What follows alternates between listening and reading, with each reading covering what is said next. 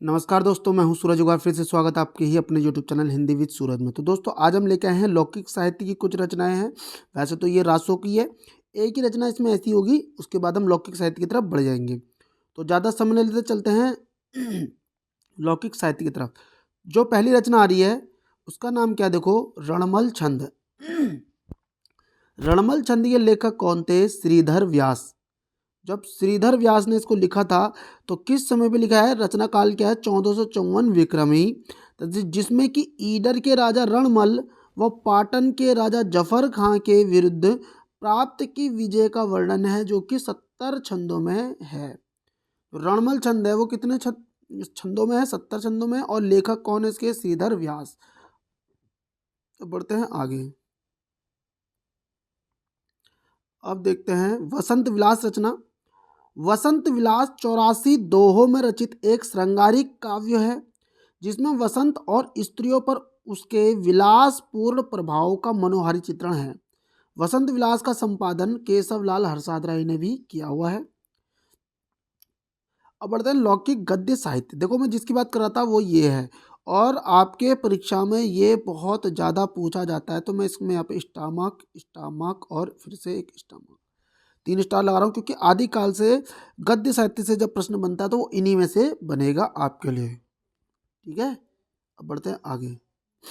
सबसे पहली रचना आ रही है 10वीं सदी की है, राउलवेल।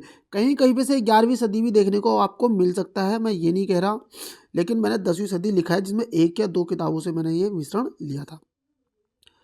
लेखक आ रहे हैं इसके रोडा कवि। रचना काल है 10वीं शताब्दी। किसका? राउलवेल का।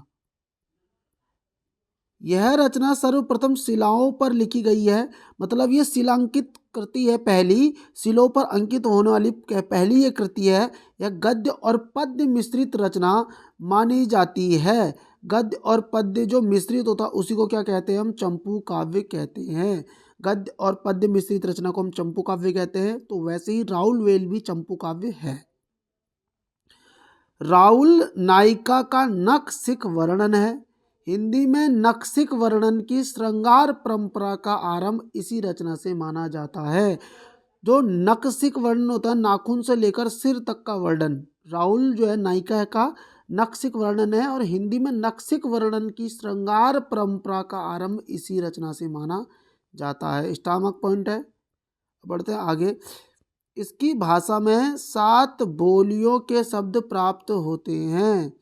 जो राउलवेल है इसमें कितने बोलियों के शब्द मिलते हैं? तो 7 बोलियों के शब्द देखने को हमें मिलते हैं। कुवलय माला कहा 9वीं शताब्दी की है ये, और ये याद रखना, जो लौकिक साहित्य आता है उसकी पहली रचना है। इसी को नंबर 1 पे रखना आप। जब भी आपको पहले ये दिख जाए तो समझ लेना वो लाइन सबसे ज़्यादा सही होने के चांसेस रहेंगे। लेखक है उद्यतन सूरी। उद्यतन सूरी हैं। आरंभिक उल्लेख गद्य ग्रंथ अपनी भाषा के कारण चर्चित है। उक्ति व्यक्ति प्रकरण की बात करते हैं तो 12वीं सदी की रचना है। इसके लेखक कौन है? दामोदर शर्मा। रचना काल क्या है इसका? 12वीं सदी है। सुनीति कुमार चटर्जी ने इसकी भाषा को प्राचीन कोसली माना था। किसकी भाषा को? उक्ति व्यक्ति प्रकरण की भाषा को। और याद रखेंगे जैसे कि लेखक कौन है? दामोदर शर्मा है। सुनीति कुमार चटर्जी ने इसकी भाषा को क्या कहा? प्राचीन कोसली भी कहा था। बनारस और आसपास के प्रदेशों की संस्कृति और भाषा आदि पर प्रकाश डाला गया है। ये जो बनारस है ना, इसको जरूर याद रखना आप लोग। व्याकरण के अनुकूल व्यवस्थित यह व्याकरण शास्त्र है। कौन? उक्ति व्यक्ति प्रकरण एक व्याकरण शास्त्र है। हजारी प्रसाद द्विवेदी ने बोला था ये कि महत्वपूर्ण, ये अत्यंत महत्वपूर्ण माना है हजारी प्रसाद द्विवेदी ने, कि काव्य रूप का पता चलता है। इसके जो प्रश्न है उसमें इसकी काव्य रूपता का भी पता चलता है कि ये बहुत महत्वपूर्ण है। अब आ रही है वर्ण रत्नाकर, जो कि 14वीं सदी की है। लेखक ज्योतिषवर ठाकुर हैं। वर्ण रत्नाकर के लेखक कौन है? ज्योतिषवर ठाकुर। और इसका संपादन किसने किया था? सुनीति कुमार चटर्जी ने। तो याद रखना, वर्ण रत्नाकर का जो समय है 14वीं सदी किसने निर्धारित किया था? तो सुनीति कुमार चटर्जी ने ही किया था। हिंदू दरबार व हिंदू संस्कृति जीवन पद्धति का यथार्थ चित्रण इसी में दिया हुआ है। साथ ही साथ 84 सिद्धों का उल्लेख, जो 84 सिद्ध हैं उनका सबसे पहले जो नाम मिला है वो वर्ण रत्नाकर में ही मिला था हमें। मैथिली में है वो। मैथिली हिंदी में रचित ग्रंथ है, और ये शब्दकोश सा प्रतीत होता है। तो मैथिली हिंदी में रचित ग्रंथ कौन सा सबसे पहला एक प्रकार से कह सकते हैं, क्योंकि हमारा 14वीं सदी में है तो वर्ण रत्नाकर भी है और विद्यापति की पदावली भी मैथिली में ही है दोस्तों। संपादन सुनीति कुमार चटर्जी ने इसके 8 कल्लोल बताए हैं। नगर वर्णन, नायिका वर्णन, आस्थान वर्णन, ऋतु वर्णन, प्रणायक, भट्टादि वर्णन, शमशान वर्णन, कल्लोल जो किसका अधूरा है। तो याद रखना सुनीति कुमार चटर्जी ने इसके 8 कल्लोल निर्धारित किए थे। वर्ण रत्नाकर में कितने कल्लोल है, तो 8 कल्लोल हैं। अब मैं ये वीडियो दोबारा बना रहा हूँ क्योंकि एक बार मैंने बनाया था, इसमें वॉइस का प्रॉब्लम आ गया था। ये पता नहीं क्या हो रहा है, मैंने माइक ऑर्डर भी किया हुआ है तो 1-2 दिन बाद ही आएगा दोस्तों। मेरे पास एक और भी है लेकिन उसमें थोड़ी प्रॉब्लम आ रही है। डिंगल शब्द का सर्वप्रथम प्रयोग बांकी दास की कु-कवि बत्तीसी संवत 1817 में हुआ है।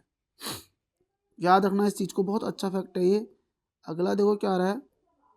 दोहा चौपाई छंद में भगवत गीता का अनुवाद करने वाला हिंदी का प्रथम कवि। मतलब भगवत गीता का अनुवाद तो किया ही क्या है वो, लेकिन किस में किया है, दोहा चौपाई छंद में। तो पहला कवि कौन था, कवि भूवाल ने ये किया हुआ, 10वीं सदी के ये कवि हैं।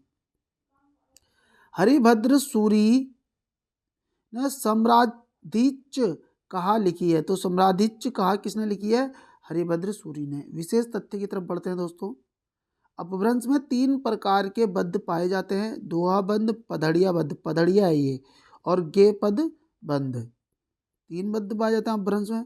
हजारी प्रसाद द्विवेदी, दोहा या दुहा अपभ्रंश का अपना छंद है, उसी प्रकार जिस प्रकार गाथा प्राकृत का अपना छंद है। ये लाइन थोड़ी सी हो रही है गलत, वो गलत हो गया है, मैं आपको सही बता रहा हूँ। शुक्ल ने आदिकाल को अधिक अनिर्दिष्टित लोक प्रवृत्ति का युग कहा है, स्टमक पॉइंट है।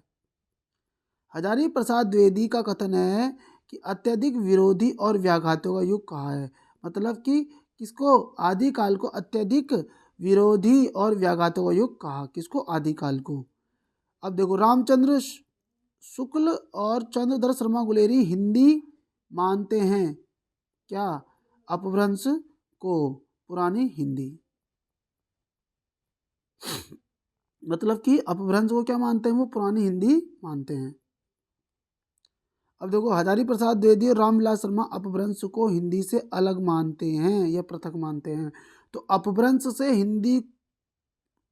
को हिंदी से पृथक मानते कौन, हजारी प्रसाद द्विवेदी और रामविलास शर्मा। तो हजारी प्रसाद द्विवेदी तो हर कोई चले जाएगा, लेकिन रामविलास शर्मा आपको याद रखना है साथ में।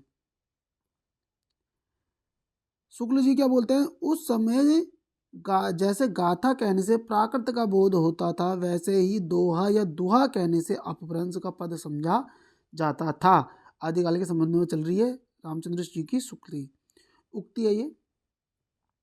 हजारी प्रसाद द्विवेदी, दोहा या दुहा अपभ्रंश का अपना छंद है, उसी प्रकार जिस प्रकार गाथा प्राकृत का अपना छंद है। ठीक है। द्विवेदी ने हिंदी साहित्य का आदिकाल में लिखा है। इस प्रकार 10वीं सदी से 14वीं शताब्दी का काल, जिसे हिंदी का आदिकाल कहते हैं, भाषा की दृष्टि से अपभ्रंश का ही बढ़ाव है। तो ये किसने बोला है, द्विवेदी की ये लाइन है और ये सबको याद भी रहती है। हिंदी का वास्तविक प्रथम कवि चंद्रबरदाई को ही कहा जा सकता है, मिश्र बंधु ने ये लाइन बोली है दोस्तों आदि काल में, वो भी किसके संबंध में, चंद्रबरदाई के संबंध में। अपभ्रंश 3 प्रकार के बद्ध पाए जाते हैं, दोहा बद्ध, गाथा बद्ध, पधरिया बद्ध। और पूरा अपभ्रंश पुरानी हिंदी है। कौन बोलते हैं, राहुल सांकृत्यायन, कि पूरा अपभ्रंश क्या है, पुरानी हिंदी है। तो दोस्तों अब हमारा आदिकाल हमारा फिनिश हो चुका है। कल से हम भक्ति काल की शुरुआत करेंगे और भक्ति आदिकाल के कुछ मॉक टेस्ट लगाएंगे।